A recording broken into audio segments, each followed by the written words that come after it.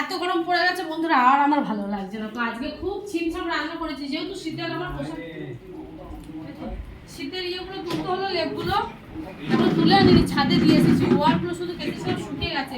তো আজকে দেখো প্লেন রান্না করেছি। আজকে এখন সাদা মাটা রান্না, কেন মিউট কর না একটুখানি। তো কি কি রান্না হয়েছে দেখো। এখানে করেছি আজকে মুসুরির ডাল। আজকে ডালটায় হলুদ দিইনি, সাদলাইনি, শুধু কাঁচা লঙ্কা, নুন আর তেল দিয়ে সেদ্ধ করেছি। এখানে করেছি চাটনি, টমেটোর। আচ্ছা, এখানে করেছি বাদাম দিয়ে থোড়ের তরকারি, ঘি দিয়ে করেছি, একটু বাদাম ছড়িয়ে দিয়েছি, মানে থোড়ের ঘন্ট। আর এখানে করেছি দেখো সব সেদ্ধ। এটা হচ্ছে যে পটল সেদ্ধ আমার জন্য, ঢেঁড়স সেদ্ধ সবারই জন্য, শাক ভাজা, লেবু আর পেঁয়াজ দিয়ে লঙ্কা দিয়ে মেখেছি আলু ভাতে। তো আজকে রান্নাটা ছিমছাম, কিন্তু গরমের জন্য এগুলোই ঠিক আছে। আজকে আর বেশি কিছু রান্না করলাম না।